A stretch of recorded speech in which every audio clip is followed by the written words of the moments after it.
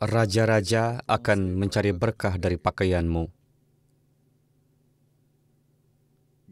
Ini adalah wahyu yang diterima oleh Hadrat Masih Maud alaihissalam yang juga berfungsi sebagai nubuatan dan digenapi oleh Gubernur Jenderal Sir F.M.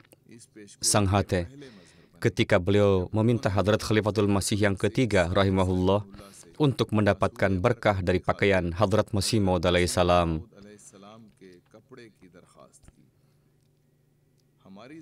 Ada sebuah kata yang memiliki hubungan erat dengan kehidupan kita, yaitu berkat atau berkah.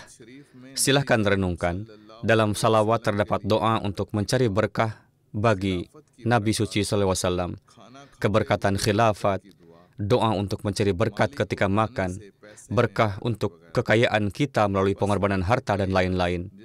Kata berkat yang berarti memiliki efek yang menyenangkan untuk maju atau memiliki sesuatu yang lebih banyak, sangat penting untuk kehidupan sehari-hari kita. Wujud para nabi dan waliullah adalah sumber keberkatan.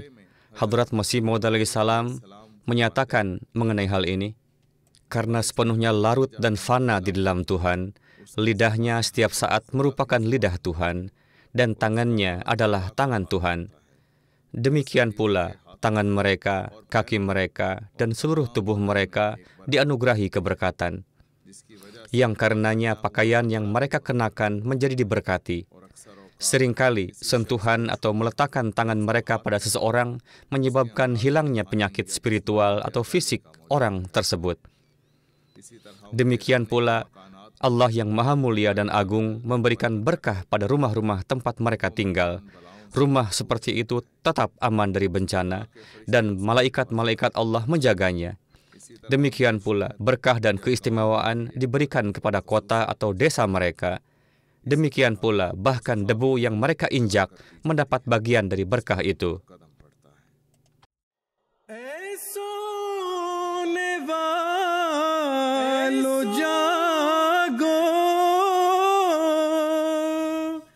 Ini adalah cincin Hadrat Masih Maud alaihissalam. Ketika Anda melihat dengan seksama, Anda dapat melihat bahwa tulisan Alaihissallahu bikafin abdah telah diukir di atasnya. Mari kita lihat sejarah agung dari kalimat agung ini.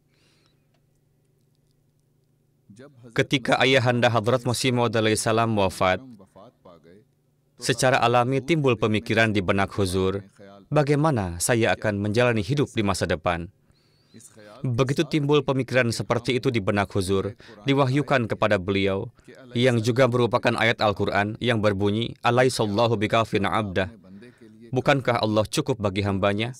Hadrat Masih Maud alaihissalam bersabda, wahyu ini memberikan saya kedamaian dan ketenangan seperti itu. Saya bersumpah demi Allah yang Maha Perkasa dan Maha Agung, yang di tangannya jiwa saya berada, bahwa Dia menunjukkan kepada saya penggenapan wahyunya yang diberkati dengan cara-cara yang begitu jelas yang tidak pernah bisa saya bayangkan. Dia menjadi pelindung saya dengan cara yang tidak bisa dilakukan oleh ayah manapun. Dia melimpahkan kepada saya begitu banyak berkah, sehingga tidak mungkin bagi saya untuk menghitungnya. Dengan memperhatikan keagungan wahyu ini, Hadrat Masih Maud alaihissalam mengukirkan kalimat wahyu tersebut pada sebuah cincin di Amritsar.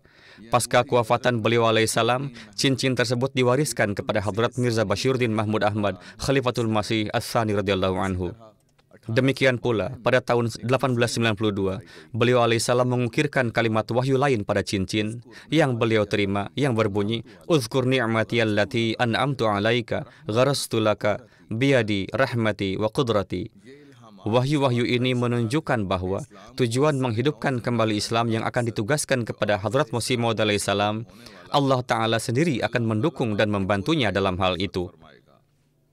Hadrat Masih Maud alaihissalam memenuhi tanggung jawab ini dengan sebaik-baiknya dan menggunakan penanya untuk membela Islam dan Nabi Suci Sallallahu Alaihi Wasallam.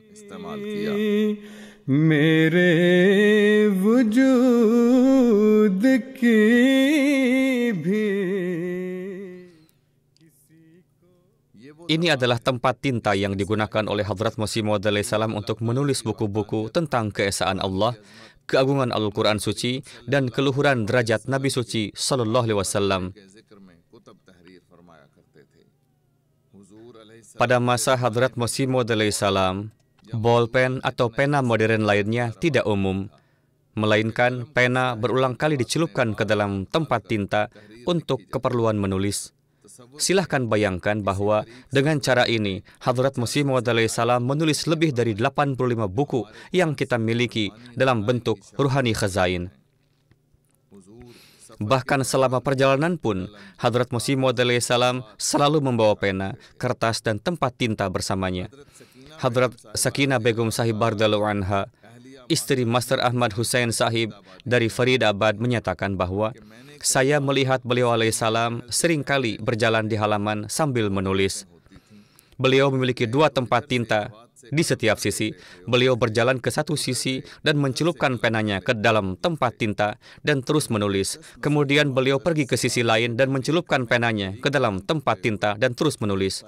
Mengenai metode penulisan Hadrat Masih Maud alaihissalam, Hadrat Sahib Zada Mirza Bashir Ahmad Sahib radhiyallahu anhu bersabda, adalah rutinitas beliau alaihissalam bahwa beliau melipat kertas pada 2 sisi sehingga ada batas putih di kedua sisi. Beliau menulis dengan tinta hitam atau bahkan biru dan hitam.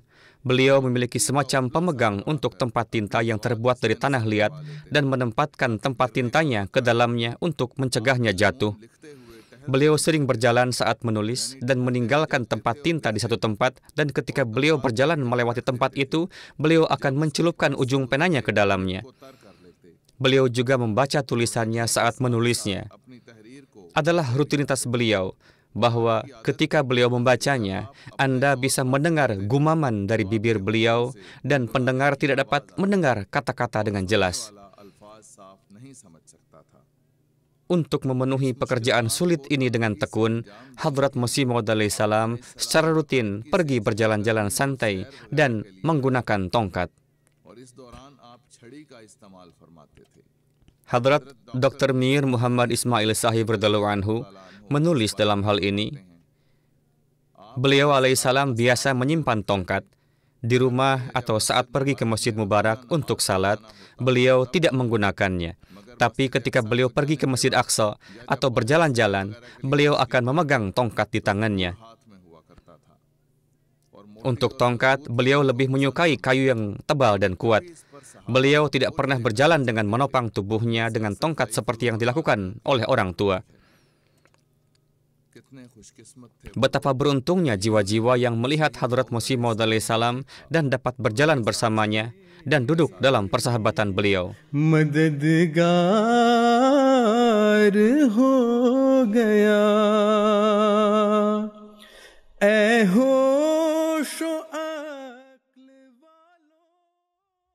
sekarang Anda tengah melihat sebuah mantel Hadrat Masih Maud alaihissalam yang pernah digunakan beliau.